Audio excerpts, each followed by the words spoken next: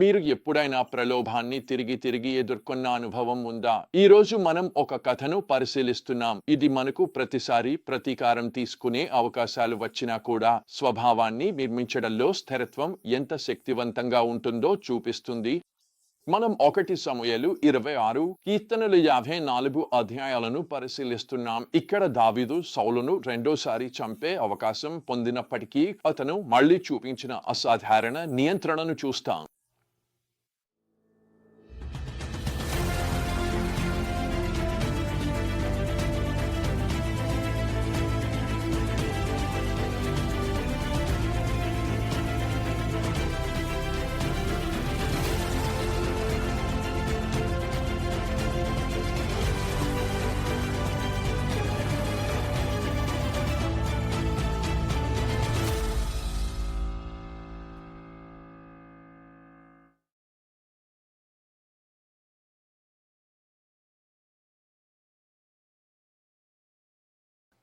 ఈ భాగంలోని ప్రధాన సందేశం 1 సమూయేలు 26వ అధ్యాయం 23 మరియు 24వ వచనాలలో దావీదు చెప్పిన మాటల్లో కనిపిస్తుంది. ప్రభువు ప్రతి ఒక్కరిని వారి నీతికి మరియు విశ్వాసానికి అనుగుణంగా ప్రతిఫలిస్తాడు. ప్రభువు నిన్ను ఈ రోజు నా చేతుల్లోకి అప్పగించాడు, కానీ నేను ప్రభువు అభిషిక్తునిపై చేయి వేయలేదు. ఈ రోజు నేను నీ ప్రాణాన్ని ఎంత విలువైనదిగా భావించానో అలాగే ప్రభువు నా ప్రాణాన్ని విలువైనదిగా భావించి నన్ను అన్ని కష్టాల నుండి విడిపించుగాక. ఈ ప్రకటనలో అసలైన హృదయం ఉంది. అది నిజమైన విశ్వాసాన్ని సూచిస్తుంది. మనం విషయాలను మన చేతుల్లోకి తీసుకోవడం కాకుండా దేవుని న్యాయంపై నమ్మకాన్ని ఉంచడాన్ని. మన కథ జిఫీలు మళ్ళీ దావీదు ఉన్న స్థలాన్ని సౌలుకు తెలియజేయడం ద్వారా ప్రారంభమవుతుంది. దావీదు చూపిన కరుణను గతంలో అనుభవించినప్పటికీ సౌలు లోపలి అసూయ కారణంగా మళ్ళీ దావీదును వెంబడించడానికి ప్రేరేపించబడతాడు. అసూయ మరియు ఈర్ష్య వంటి భావోద్వేగాలు నియంత్రణలో లేకపోతే ఎంత వినాశకరంగా మారతాయో ఇది మనకు గుర్తు చేస్తుంది. సౌలు అసూయను అధిగమించలేక భయానికి కారణం. అది వైరస్లా ఉంది. సౌలు జీవితంలో మరియు అతని చుట్టూ ఉన్నవారిలో వినాశనం వ్యాపిస్తోంది. సౌలు వస్తున్నాడని తెలుసుకున్న దావీదు ఉనికి నిర్ధారించేందుకు గూఢచారులను పంపిస్తాడు. తర్వాత ధైర్యమైన చర్యగా దావీదు మరియు అభిషై రాత్రి సమయంలో సౌలు శిబిరంలోకి మెల్లగా ప్రవేశిస్తారు. వారు సౌలును అతని తల దగ్గర నేలలో కూర్చిన కటారితో నిద్రలో కనిపెడతారు. ఇది మళ్ళీ ఒక డెజావు క్షణంలా ఉంది. దావీదుకు తన కష్టాలను ముగించుకునే అద్భుతమైన అవకాశం లభించింది. సౌలు ప్రాణాన్ని తీసేసి అభిషై దీన్ని దైవీయమైన అవకాశంగా చూస్తూ, ఈరోజు దేవుడు నీ శత్రువును నీ చేతుల్లోకి అప్పగించాడు అని అంటాడు. ఇప్పుడు ఒకే కటారితో అతన్ని నేలకే పూడ్చేస్తాను, అనుమతించు. 1 సమూయేలు 26:8. కానీ దావీదు స్పందన అతని స్వభావ గంభీరతను మరియు దేవునిపై అతని నమ్మకాన్ని వెల్లడిస్తుంది. అతను సౌలును హాని చేయడానికి నిరాకరిస్తూ అతన్ని నాశనం చేయవద్దు అని అంటాడు. ప్రభువు అభిషిక్తుని మీద చెయ్యి వేసి నిర్దోషిగా ఉండగలవాడెవడు? 1 సమూయేలు 26:9. దావీదు నియంత్రణ కేవలం నిష్క్రియాత్మక ప్రతిఘటనకే పరిమితం కాదు. అతను సౌలుకు హాని జరగకుండా చురుకుగా అడ్డుకుంటాడు. అభిషై అతన్ని చంపేందుకు అనుమతించడాన్ని నిరాకరిస్తాడు. దాని బదులుగా దావీదు సౌలు గుడ్డె మరియు నీటి పాత్రను తీసుకుంటాడు, తన శిబిరంలో ఉన్నదానికి సాక్ష్యంగా. ఈ చర్య దావీదు ధైర్యాన్ని మరియు సౌలుకు తన నిర్దోషత్వాన్ని నిరూపించారనే అతని నిబద్ధతను చూపిస్తుంది. శిబిరం విడిచిన తర్వాత దావీదు సౌలు సేనాధిపతి అబ్నేరును పిలుస్తూ రాజును రక్షించడంలో విఫలమైనందుకు అతన్ని అపహాస్యం చేస్తాడు. సౌలు దావీదు స్వరాన్ని గుర్తించినప్పుడు ఈ ఇద్దరి మధ్య మరో సంభాషణ జరుగుతుంది. దావీదు మాటలు గౌరవం, తర్కం, విశ్వాసం కలయికగా ఉంటాయి.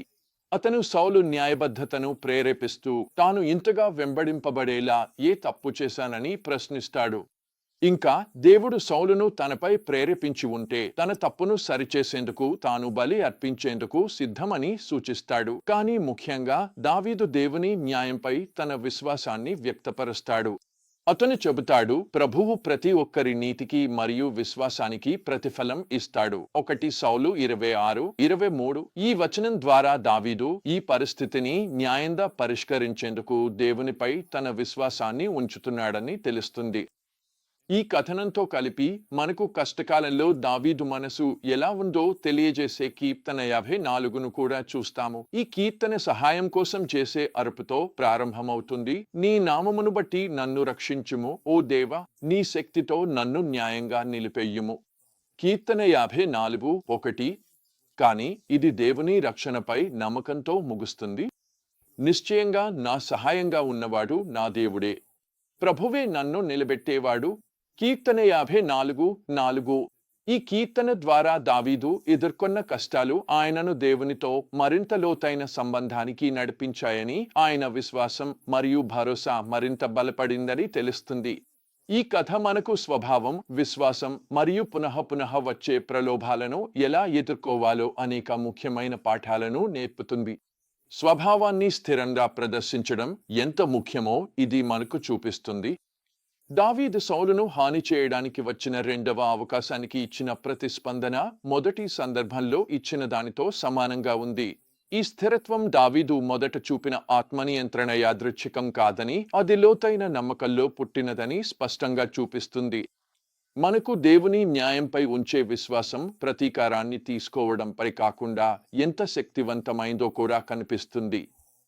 దావీదు సౌలును హాని చేయకపోవడం భయంతో గాని, బలహీనతతో గాని కాదు, కానీ దేవుడు తన మార్గాల్లో తన సమయాన తనే పరిష్కరిస్తాడన్న లోతైన విశ్వాసంతో కూడినది. చివరగా, నియంత్రణ లేని ప్రతికూల భావోద్వేగాలు ఎంత వినాశకరంగా మారతాయో మనకు గుర్తు చేస్తుంది. సౌలు యొక్క నిరంతర అసూయ గతంలో జరిగిన సర్దుబాటు సందర్భాలున్న దావీదును మళ్లీ వెంబడించడానికి దారితీసింది. ఇది మన హృదయాల్లో అసూయ, ఈర్ష్య వంటి భావోద్వేగాలను పెరిగిపోవడానికి అనుమతిస్తే ఎంత ప్రమాదకరమవుతుందో మనకు హెచ్చరికగా నిలుస్తుంది. అయితే ఈ సత్యాలను మన జీవితాల్లో నేడు ఎలా వర్తింపజేసుకోవచ్చు? 1. పునః వచ్చే ప్రలోభాలు లేదా అన్యాయాలను ఎదుర్కొన్నప్పుడు దేవుని స్వభావానికి అనుగుణంగా స్థిరంగా స్పందించడాన్ని ఎంచుకోండి. 2. మీకు ప్రతీకారం తీర్చుకునే అవకాశం ఉన్నా కూడా ప్రతీకారం తీసుకోవడం కంటే దేవుని న్యాయంపై విశ్వాసం ఉంచండి. 3.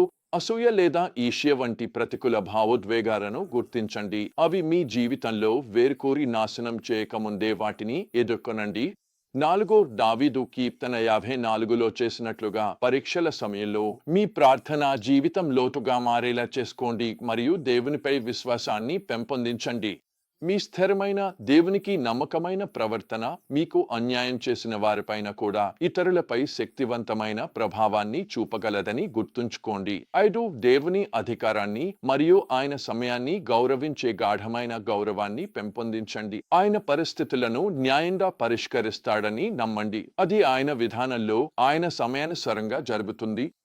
దావీదు సౌలును రెండోసారి ప్రాణాలతో విడిచిపెట్టిన కథ మనకు గుర్తు చేస్తుంది. నిజమైన బలము అనేది తరచుగా ఆత్మనిగ్రహంలో మరియు దేవుని న్యాయంపై గాఢమైన విశ్వాసంలో ఉంటుంది. నేను అడగాలనుకుంటున్నాను, మీరు తరచుగా పరిస్థితులను మీ చేతుల్లోకి తీసుకోవాలనే ప్రలోభానికి లోనవుతున్న సందర్భాలున్నాయా? దావీదు ఉదాహరణను గుర్తుంచుకోండి. కష్టంగా ఉన్నా కూడా దేవునిపై నమ్మకాన్ని పెట్టుకోవాలని ఎంచుకోండి. పునః పరీక్షల మధ్యలో కూడా దేవునికి నమ్మకంగా ఉండే స్వభావాన్ని స్థిరంగా పాటిస్తే అది ఇతరులకు శక్తివంతమైన సాక్ష్యంగా మారుతుంది మరియు దేవునితో మీ సంబంధాన్ని మరింత లోతుగా చేసుకునే మార్గంగా ఉంటుంది.